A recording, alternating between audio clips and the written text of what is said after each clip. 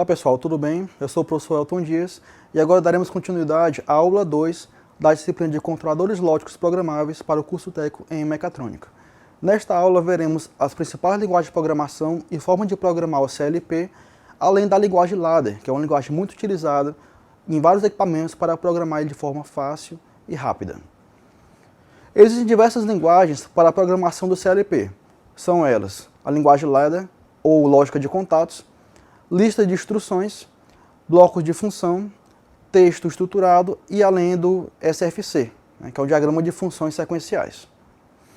Os fabricantes CLPs, em seus manuais técnicos, orientam quanto às características de instalação e programação dos CLPs comercializados. Em função dos fabricantes, modelos, classificações e aplicações, poderão existir diferenças significativas nas instruções de instalação e programação. A linguagem mais utilizada no CLP, linguagem ladder. A programação do CLP está diretamente relacionada à configuração de instalação. Portanto, o primeiro passo é definir quem são as entradas e quem são as saídas, que serão utilizadas nesse componente, a fim de que elas possam ser utilizadas no processo, bem como a dispositivos a elas diretamente conectados. Após isso, a implementação de um programa poderá ser iniciada, a qual, utilizando-se de lógica combinacional e sequencial, relacionará as informações de entrada, resultando em ações de saída. Existem diversas linguagens de programação no CLP, as quais, utilizando o conjunto de símbolos, blocos, figuras, comandos e etc., permitem ao programador manifestar relações entre as suas entradas e as suas saídas desse dispositivo. A figura no slide mostra a estrutura de 3 linguagens de alto nível diferentes, utilizadas em programação de CLP, podendo elas ser agrupadas em blocos lógicos, onde a função é representada por um bloco, onde pode-se perceber facilmente quais são as entradas e quais são as saídas dessa função lógica. Pode ser feita também de uma forma descritiva, através de um texto, por extenso, e também a linguagem ladder, que já utiliza a linguagem de contatos, linguagem de relés. Todas elas realizam a mesma função. Então no slide é mostrado o bloco lógico, uma função E, mostrando as duas entradas I1 e I2 e a saída Q1. Na linguagem descritiva é mostrado como forma de texto. Se I1 for igual a 1 e I2 for igual a 1, então Q1 vai ser igual a 1. Então isso é a forma descritiva da função E, ou função AND, na eletrônica digital. E por fim, na linguagem ladder, temos 2 contatos, I1 e I2, e um terceiro contato, que também chamaremos de bobina, que é o contato Q1. Então o Q1 só será acionado quando I1 e I2 estarem fechados. Percebe-se também na imagem que eles se tratam de contatos normalmente abertos. Então, nessa posição de repouso, elas indicam 0. Então, não há passagem de corrente pelos mesmos. A linguagem ladder reproduz a estrutura de um diagrama elétrico, na qual a combinação de contatos abertos corresponde às entradas, que permitirá energizar uma determinada carga que corresponde à sua saída. Em função da proximidade da linguagem ladder com a lógica de relés, amplamente utilizada antes do surgimento do CLP, essa se tornou uma linguagem mais empregada pelos fabricantes CLP. Então, geralmente, é utilizada como uma linguagem alternativa de programação. Então, o proprietário o fabricante do equipamento, ele pode ter a sua linguagem proprietária, uma linguagem padrão, e além disso, ele também permite a programação em linguagem ladder, por conta da sua facilidade também e de ser amplamente utilizada no mercado. As funções básicas do ladder. As funções básicas ou fundamentais da linguagem ladder são a função NA, também chamada de normalmente aberto ou em inglês NO, função NF, que é normalmente fechado, do inglês NC, a função E, ou AND, e a função OR. Então no slide está mostrado cada uma dessas funções em linguagem ladder e também em lógica de circuito. Uma função normalmente aberta utiliza-se um contato que ele é aberto, apenas 2 barras verticais. A simbologia dele de circuito é nada mais é do que uma chave que ela é normalmente aberta. Ao ser pressionada, essa chave fechará. Então, no CLP, é utilizado uma das entradas, e essa entrada é conectada a um botão, e esse botão na alimentação.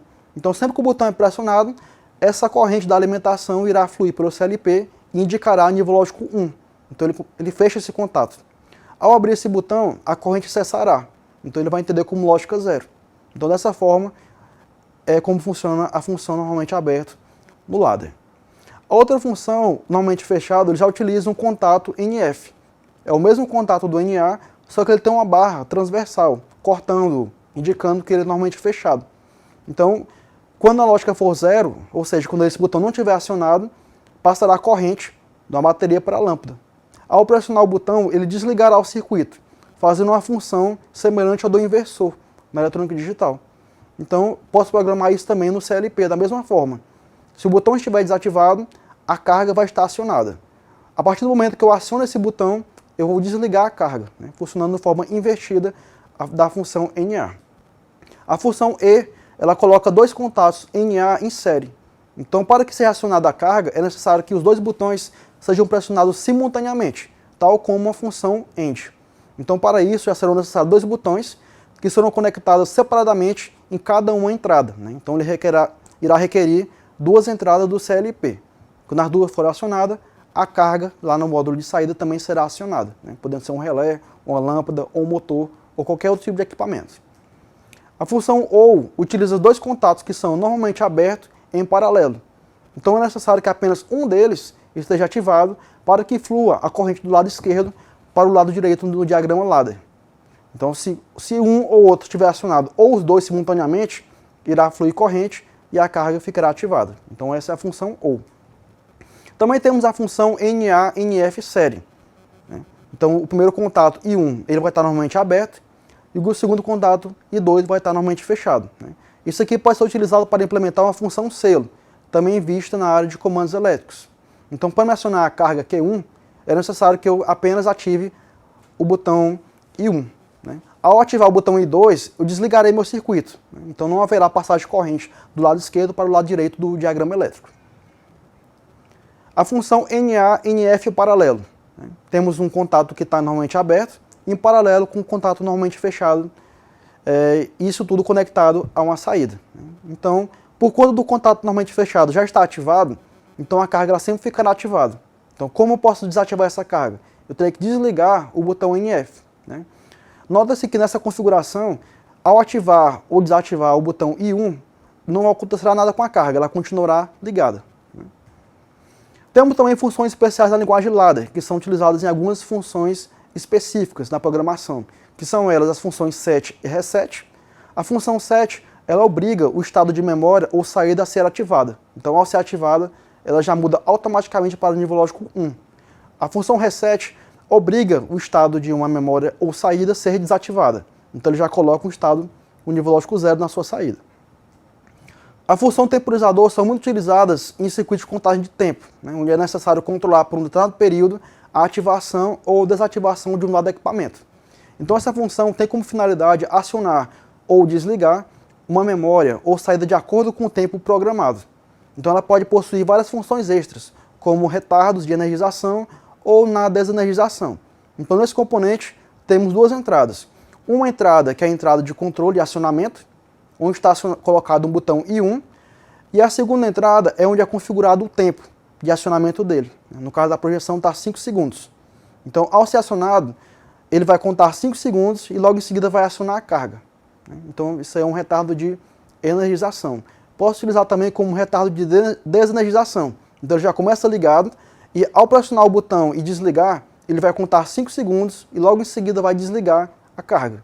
Então, temos essas duas possibilidades de trabalhar com essa função, o temporizador. A função contador tem como finalidade ativar uma memória ou saída após uma determinada contagem de eventos. Esse contador ele pode ser crescente, decrescente ou até mesmo os dois, crescente e decrescente, também chamado de up-down. O bloco contador regressivo ele é composto de mais de uma entrada, que fará a contagem regressiva.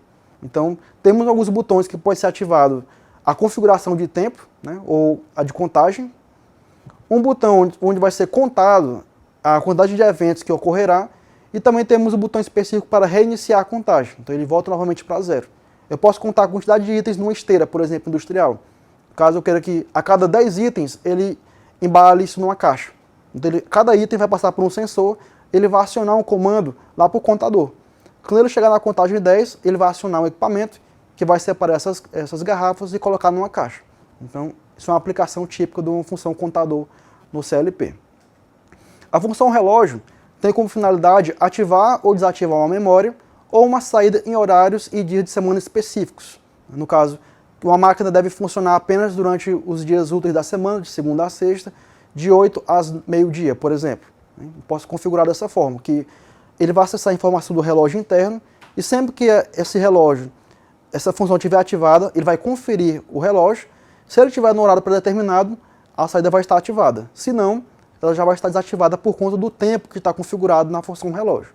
Então, no que está mostrado no slide, I1 vai habilitar o relógio R1, que por sua vez ativará o contato R1, que está diretamente conectado a esse contato, né?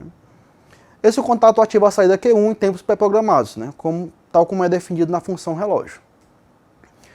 Então, pessoal, nessa aula conhecemos a linguagem de programação. Temos basicamente linguagem de blocos, linguagem descritiva e também a linguagem de contatos, que é a ladder, e também os principais elementos da linguagem, né? Que são os contatos normalmente abertos, normalmente fechados, as associações de portas lógicas, né? Associação em série, em paralelo, e também as funções especiais, set, reset, temporizador e também contador.